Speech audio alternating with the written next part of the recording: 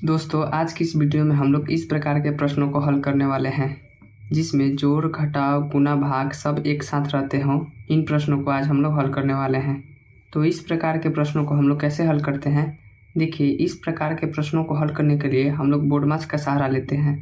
अब बोर्डमास क्या होता है, तो आइए हम लोग बोर्डमास को समझ लेते हैं। देखिए, बी से होता है ब्रैकेट, बी से होता है आपका ब्रैकेट, और ओ से होता है ऑफ, ऑफ को हिंदी में हम लोग का कहते हैं। और डी से होता है डिवाइड, डिवाइड का मतलब होता है भाग। और एम से होता है मल्टीप्लाई, मल्टीप्लाई का मतलब होता है गुना। और एस से होता है एडिशन, एडिशन को हम लोग प्लस कहते हैं।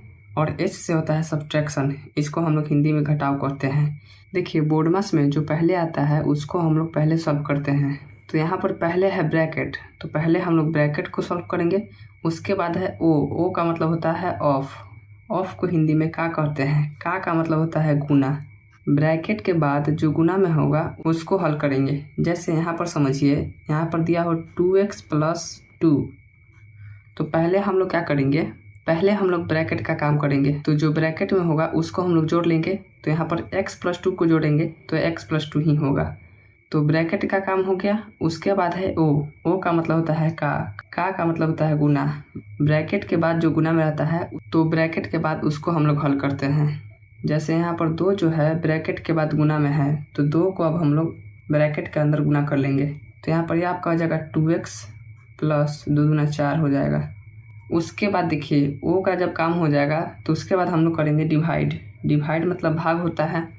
डिवाइड का काम कर लेंगे तो मल्टीप्लाई का काम करेंगे, मल्टीप्लाई का काम हो जाएगा तो एडिशन का काम करेंगे, एडिशन जब हो जाएगा तो सब्ट्रैक्शन कर लेंगे। तो इस तरह से हम लोग बोर्डमास के नियम को अप्लाई करते हैं।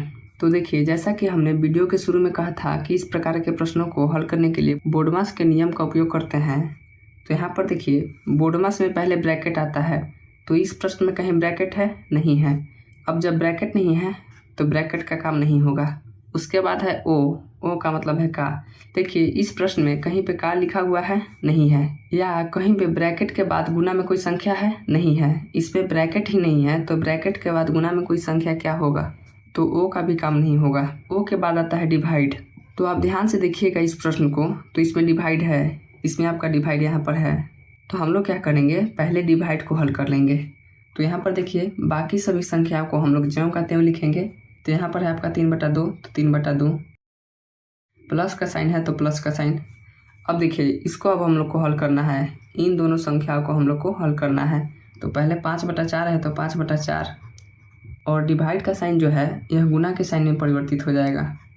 डिवाइड का साइन गुना के साइन में जैसे ही परिवर्तित होगा, डिवाइड के आगे वाला जो भिन्न होगा वह आपका उल्टा हो जाएगा। मतलब हर जो होगा वह अंश में चला जाएगा और अंश हर में आ जाएगा। तो यहाँ पर 8/4 है तो 4/8 हो जाएगा। तो यह आपका हो जाएगा 4/8। और गुना में 2/6 है तो 2/6। माइनस में 7/3 है तो माइनस में 7/3। अब देखिए, जो गुना में होगा उसको हम लोग हल कर लेंगे।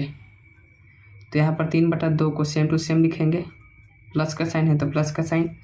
देखिए, 4 से 4 जो है ये आपका कट जाएगा, और 2 से 8 जो है ये आपका 4 बार में कट जाएगा, और 2 से 2 1 बार में कटेगा। तो अब देखिए, अब कोई संख्या कटने वाला है तो नहीं है, तो जो बच गया उसको हम लोग नीचे लिख लेंगे। तो यहाँ पर बच गया आपका 5/1 गुना में, यहाँ पर बच गया आपका 1/4 गुना में, यहाँ पर बच गया आपका 1/6, और माइनस में 7/3 है तो माइनस में 7/3। अब देखिए, अब यहाँ पर कोई ऊपर नीचे कटने वाला है तो नहीं कटने वाला है। तो अब हम लोग यहाँ पर क्या करेंगे, ऊपर वाली संख्या में ऊपर वाली संख्या से गुना कर लेंगे, और नीचे वाली संख्या में नीचे वाली संख्या से गुना कर लेंगे।